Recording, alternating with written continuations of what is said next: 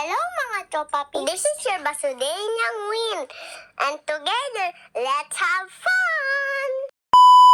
Hello mga tropa peeps! Ito nga pala po yung kaganapan ng birthday ni Mama Loy. Kita nyo nga po pala na may lagnat pa nga po dyan si Cloud. Kaya po pasensya na Mama Loy, wala tayong masyadong handa ngayon. Babawi na lang po kami sa iyo next year. Pagkasundo nga pala ni Daddy sa akin sa school, ay sinabi ko sa kanya birthday ni Mama Lloyd. Sabi nga po pala ni Daddy ay buti nga po naalala ko pa. Siyempre hindi natin malilimutan yung birthday ni Mama Lloyd.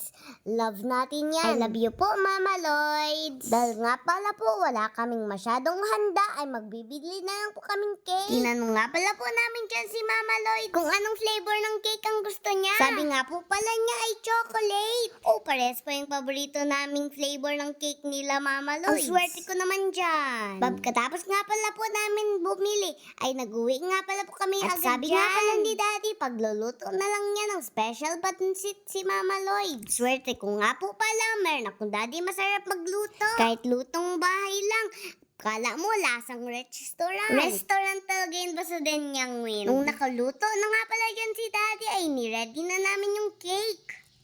Happy birthday to you. Happy birthday, Auntie. We love you. Oh, blow.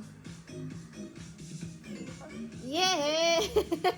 Happy birthday, Auntie. Happy birthday to you.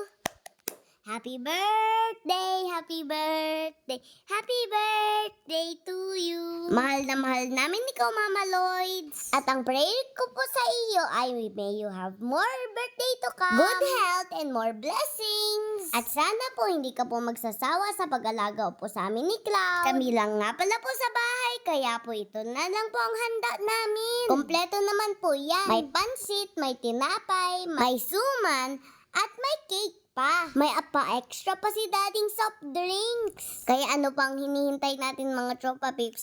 Kainan na! Masaya nga pala po kami dyan kasi po kahit may sakit po si Cloud ay malakas pa din po siya kumain. Thank you Lord! Kahit pa nga nahihiya dyan si Mama Lloyd ay dapat kasama pa din siya sa vlog ko. Siyempre, si Mama Lloyd dapat yung bida dito sa vlog ko ngayon. Sa totoo lang mga tropa peeps, mahiyaan talaga yan si Mama Lloyd. Kaya lang vlogger si Basudenyang Win, kaya dapat andito siya sa vlog ko. At syempre, dapat siya din yung una maghati sa cake. Nahiya pa nga dyan pala si Mama Lloyd. At sobrang kunti po nung paghati dun sa cake niya. Mama Lloyd, damihan mo po. Kung hindi po, ako ang maubos niyan. Sure! Naalala ko pa nga mga tropa peeps, bawal akong maraming cake. Pwede ako pa unti-unti, pwede din araw-araw. Kaya hanggang dito na lang po muna. Abangan nyo pa po ang more fun and more adventure videos ko. Kaya po yun lang. Maraming salamat and stay tuned and see you my next vlog. God bless!